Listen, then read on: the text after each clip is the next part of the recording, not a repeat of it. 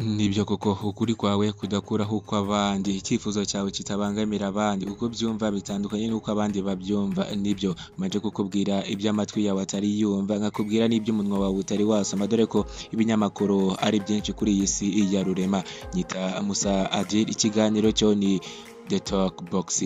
Muri The Talk Box y'uyu munsi nagutembereje ku mbuga nkoranyambaga nkurebera urubuga rushya rumaze iminsi igera kuri 5 urufunguwe cyangwa rutangajwe.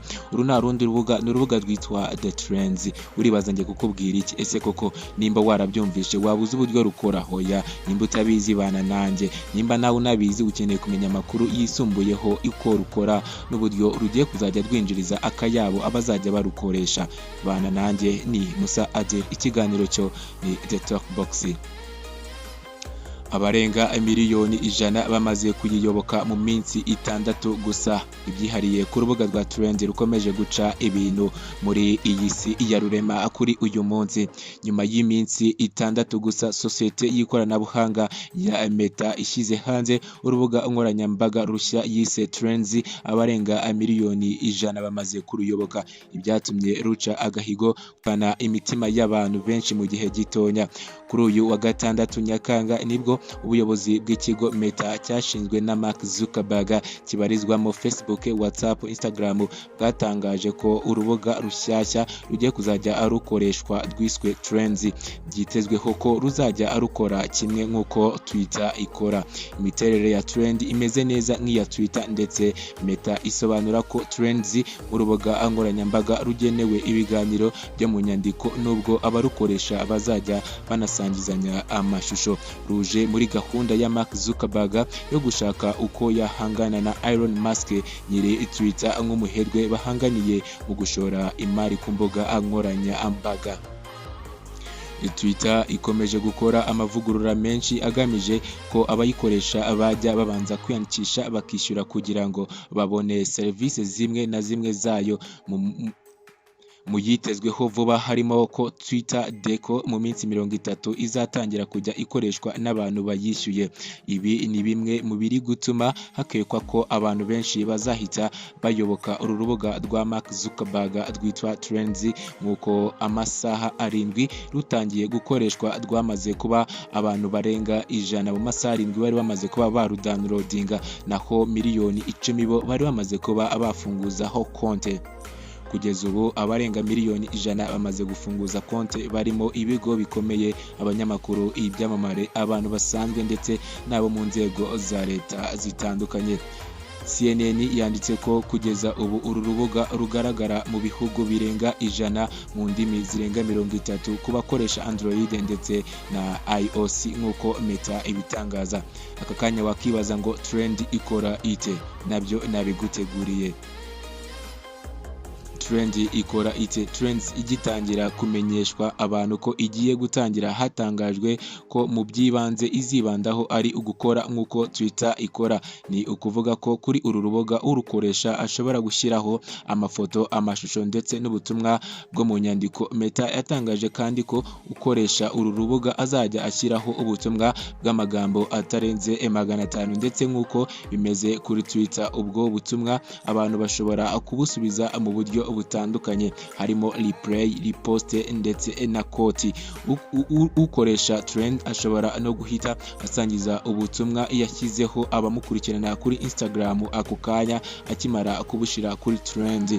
Konte kandi ishobora kuba itabonwa n'abantu bose nk'uko bisanzwe ku zindi mbuga nkoranyambaga. Ushobora kuba wafungura uru rubuga rwa Trend account yawe ikaba prive ukayikoresha ari uko abantu bamaze kuba babanza kugusaba ubushuti, cyangwa nanone ukayigira public nk'uko bisanzwe ku zindi mbuga nkoranyambaga.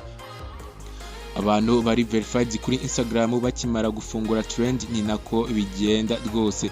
Uru rubuga rukimara kumurikwa na Mark Zuckerberg yahise arwandikaho ko intego ya Trends ni uguhanga ubushuti mu nguni zose binyuze mu biganiro n'ubundi buryo uru rubuga rwashyizweho abantu bazajya abashyikirana cyangwa basabaniraho.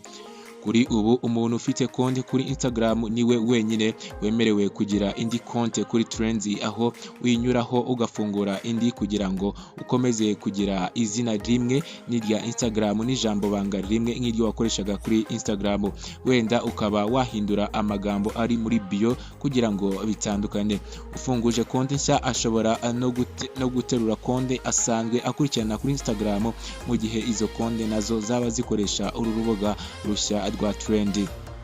Uretse ko ushaka gusiba iyi konti nshya ya Trend ashobora kuyihagarika by'igihe gitonya anyuze ahabugenewe muri setting. Meta itangaza ko konti yo kuri uru rubuga ishobora gusibwa na nyirayo ubwite igihe abishaka, kandi ko ayisibye ashobora kuba yasiba na Instagram yiwe. Ni ukuvuga ko uru rubuga rwa Trend rushobora kuba rugiye kwigaranzura Twitter. Ni mu gihe uru rubuga rufunguwe, urwa Twitter rwo rwari ruri mu mavugurura, dore ko umuherwe wayo Elon Musk yashyizeho ibintu abayikoresha abatari kwemeranya nawe. Ibi biha umwanya The Trend ya Meta kuzamukiraho mu ntege nkeya za mugenzi wabo uri kuvugurura urubuga rwe rwa Twitter. Ishobora kubura abayiyoboka kubera ko The Trend yo ibintu byayo bikomeje koroha ndetse n'abari kuyigendaho bari kuba benshi. Urumva niba umuntu washakaga kumenyekanisha ibyo akora yagombaga guhita ajya kuri Twitter, kuri iyi nshuro azajya atekereza kabiri kuko hari n'urundi rubuga rukora nk'uko Twitter yakoraga, maze ubundi abone kujya kwikoreshereza The Trend. Ibiha imbaraga uru rubuga kandi birimo nuko ubuyobozi bwa Meta buteganya kwifashisha abagera kuri miliyari 2 basanzwe bakoresha Instagram mu bukangurambaga bwo kujya kuri uru rushya, mu gihe Twitter yo ifite abarukoresha bahoraho bagera kuri miliyoni 250.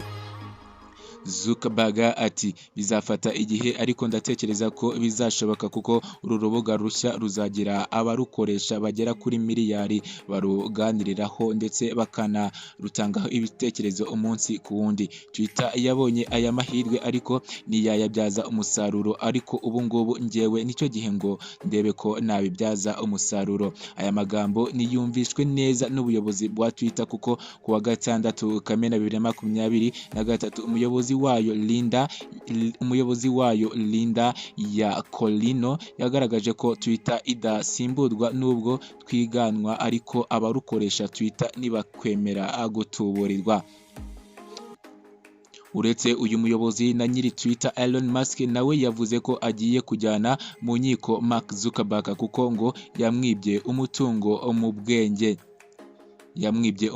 mu by'ubwenge. Ibindi ni uko mu gihe izindi mbuga ziza guhangana n'uru rwa Musk bigorana ko umuntu yahita atangira kurukoresha, ahubwo zikamusaba kubanza gutegereza, ariko Trend yo biroroshye kuko ufite konti kuri Instagram ahita ayikoresha ako kanya. Ku rundi ruhande ariko Meta itegerejweho kurwanya buri kimwe cyose kibi cyarukorerwaho kuri uru rubuga, birimo nk'ihohoterwa, amakuru atariyo, konti z'abaringa cyangwa konti z'ibihuha n'ibindi byatuma abantu batangira kwinubira urubuga rwa Twitter. Trend imuritswe mu gihe amatora ya perezida wa Leta Zunze Ubumwe za Amerika agiye kuba mu mwaka utaha, naho abahanga mu by'ikoranabuhanga ishingiye ku mbuga nkoranyambaga bavuga ko bidakurikiranywe uru rubuga rushobora kuzatangarizwaho amakuru y'ibihuha, ariko Meta ikagaragaza ko amabwiriza yayo ari ukurinda uru rubuga amakuru atizewe ndetse n'abatubuzi.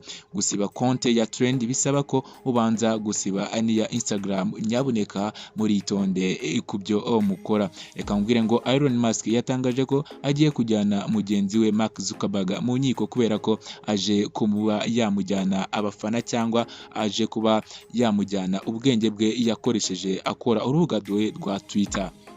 Ni mu gihe Mark Zuckerberg we yavuze ko amahirwe Twitter yari ifite yayapfushije ubusa, bityo bo bahagurukiye kuyabyaza umusaruro.